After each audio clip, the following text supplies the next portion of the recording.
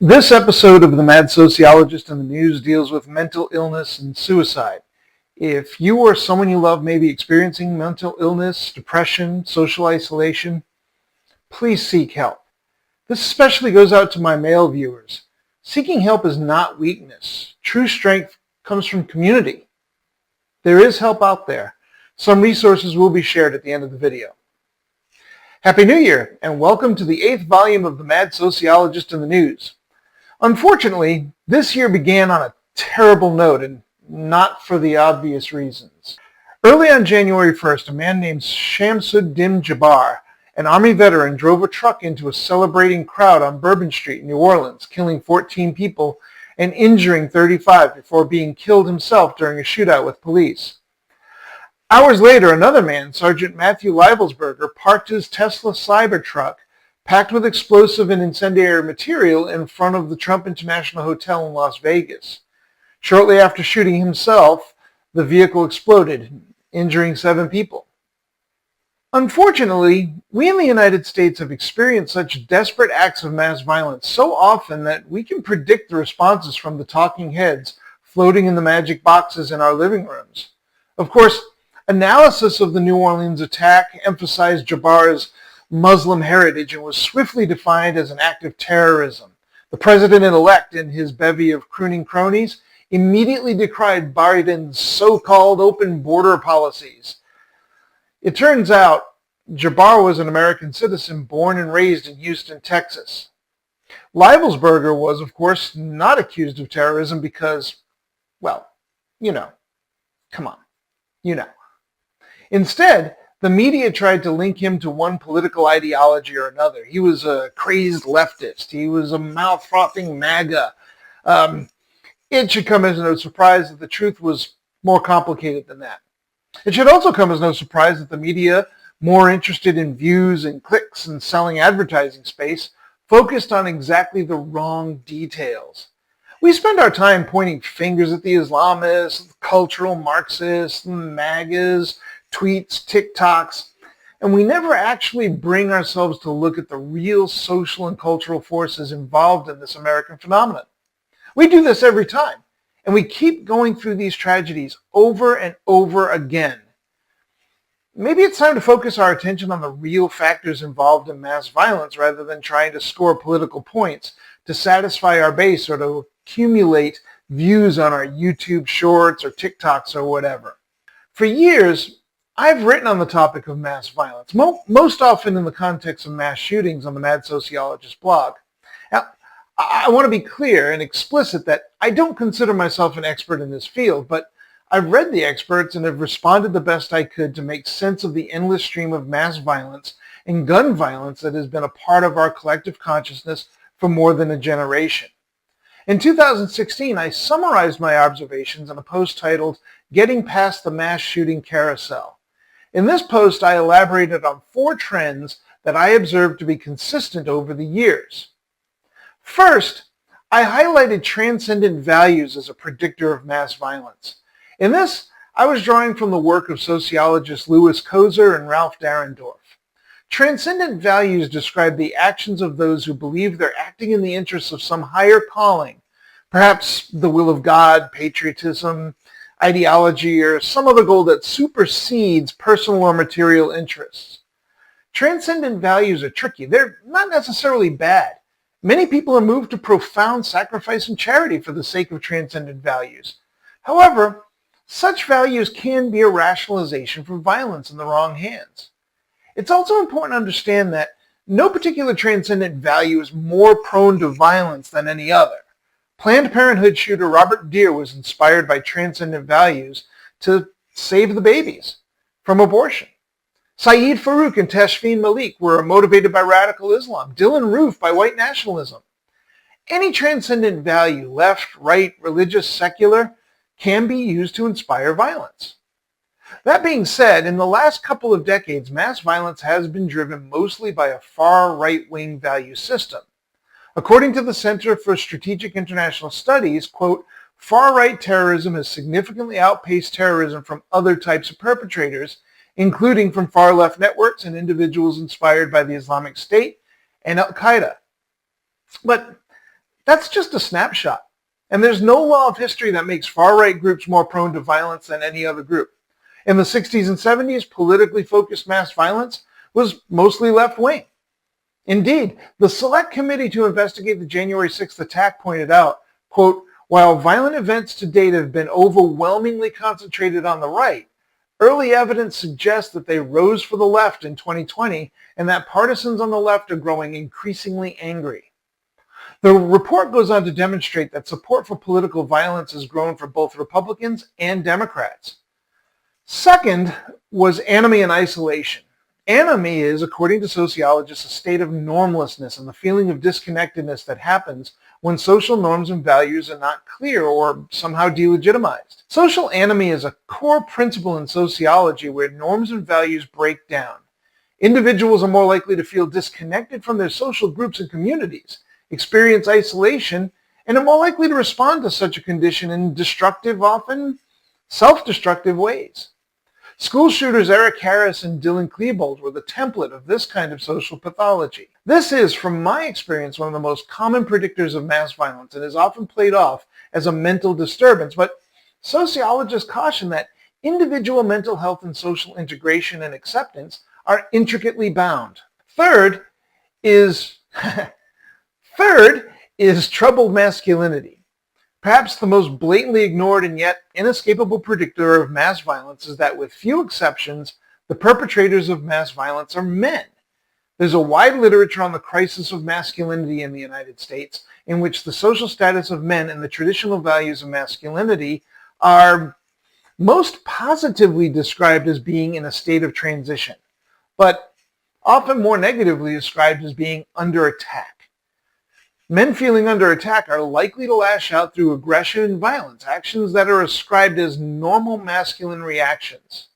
According to a study quoted in Psychology Today, men who feel that their masculinity is threatened are more likely to lash out violently. Finally, another obvious contender as the best predictor of mass violence is the ready availability of guns. Hey, keep your woke hands off my guns. Relax. Nobody's coming to take your precious guns. Guns don't kill people.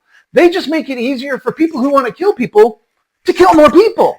And in the United States, that's just fine. Oh, Christ. Ugh. Now, even a cursory exploration of these four categories is revealing. If you're paying attention, and I know this far into a video it's almost impossible to pay attention, you notice that these categories overlap. They're synergistic, or dare I say, intersectional. Is that legal to say in Florida?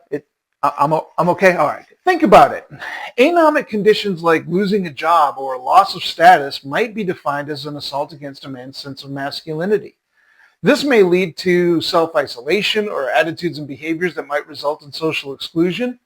Such men may then turn to social groups that offer an explanation or consolation for loss of status and isolation, often with transcendent ideas about human nature and regressive political ideologies, maybe values that elevate his sense of self.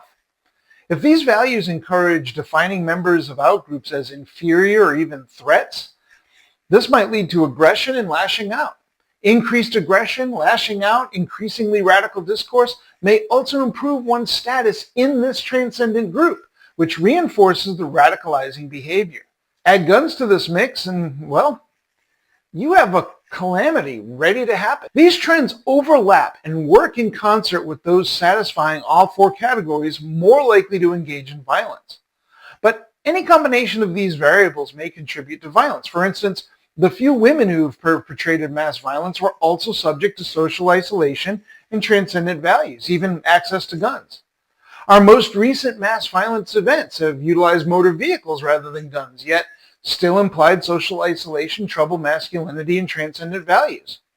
Nor are these variables specific to the United States. For instance, in December, Talib al-Abdul Mohsen drove his vehicle into a crowd at the Magdeburg Christmas market in Germany. According to reports, he was an activist dedicated to helping people, especially women, escape oppressive Middle Eastern countries. Apparently, he experienced some setbacks toward this end when he started to espouse anti-Islamist views and embraced a more aggressive nationalist ideology. That's a loss of status that he blamed on other groups. According to reports, he'd been away from work for months before the attack.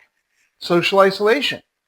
At the same time, the United States is marred by the impacts of mass violence, especially mass shootings, at a scale far in excess of anything seen in any other advanced nation. What's going on? What is it about U.S. society that these four categories manifest over and over again into mass violence events? What for other countries is a debilitating tragedy is, in the United States, just another news cycle. Unfortunately, since posting this many years ago, I've had many opportunities to evaluate these variables against real-life observations. Let's see how they hold up against the latest mass violence events. Shamsud-Din was, according to his family, just an ordinary man. According to his brother Abdur Jabbar, he was deep, thoughtful, funny, charismatic. But then his brother indicated that Shamsud had been socially isolated and his family was not really aware of his mental state. According to Abdur, quote, maybe he was dealing with some mental health issues that I don't know about that he didn't, alert the family to. Maybe being isolated, weighed in on him. According to reports, Jabbar was dealing with multiple divorces and significant financial stress. There it is, enemy and social isolation. The New York Times reported that Jabbar deepened his isolation from others as he moved into a Muslim neighborhood just north of Houston. Yet, even in this neighborhood, the Times reports he remained an outcast, even unseen in the two local mosques. Of course, most media attention on this case was focused on the ISIS flag he carried with him during the attack. It's not unusual that a man facing personal and financial problems, loss of status, dislocation, finds solace in an extremist group. Indeed, recruiters for such groups specifically target such individuals. Jabbar joined ISIS and became dedicated to the transcendent war between the believers and the disbelievers. It's unclear the extent to which Jabbar actually interacted with members of ISIS, but membership with the extremist group clearly motivated his behavior. According to reports, he first intended to commit violence against the non-believers in his own family. In a video he posted online, Jabbar informed his family, quote, I don't want you to think I spared you willingly. His original plan was to organize a family celebration and force the Muslim members to witness the killing of the apostates, presumably the secular and non-Muslim members of the family. After driving his rented vehicle through the crowd in New Orleans, Jabbar reportedly exited the truck with a rifle and opened fire on police, injuring one officer. He was shot and killed at the scene. Here we see all four variables at work: social isolation, troubled masculinity, transcendent values, and access to guns. Matthew Allen Leibelsberger was clearly trying to send a message, using a Tesla Cybertruck as a car bomb in front of a famous Trump property. Come on. A great deal has been made about what it was he was trying to say. Was it an anti-Trump statement? Sure seemed like it, but those who knew him claimed he was a Trump supporter. Maybe, as is the case with most people, his politics was more complicated than the standard left-right dichotomies we like to distract ourselves with. It's not exactly clear what he was trying to say, but that he was clearly making a statement with his act is an indicator that transcendent values were involved, even if he wasn't clear on what those values were. Leibelsberger's notes on his phone reveal that he believed the United States was terminally ill and headed toward collapse, and that he intended his actions to be a, quote, wake-up call. Further notes suggest that he intended to inspire the military and militias to rise and purge Democrats, quote, by any means necessary. But why set off a bomb in front of the hotel owned by the guy you presumably support in a truck representative of one of his key allies? Look, this doesn't make much sense. Those who knew him attest that Leibelsberger experienced multiple concussions and was complaining of depression. His former girlfriend, a former Army nurse, attributed the pain and depression he described to traumatic brain injury. It looks like he even sent an email manifesto to a podcast expressing paranoid concerns about Chinese gravity-propelled aircraft. He later reported that he was being followed by the government. He had also expressed regret for his part in attacks in Afghanistan, resulting in civilian deaths. These latter reports have to date not been confirmed. Regardless, there is strong evidence that Leibelsberger was experiencing significant mental distress. Now, the role of mental illness in mass violence events is a matter of debate, and as a sociologist, I'm not qualified to speak on this. However, I can say that the connection between mental illness and social isolation is clear. People suffering mental illness, especially men, often act in ways that push people away, even when there are others around.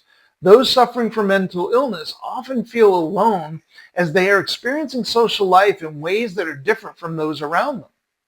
Think about a party in which you can't experience joy, yet everyone around you seems to be enjoying themselves.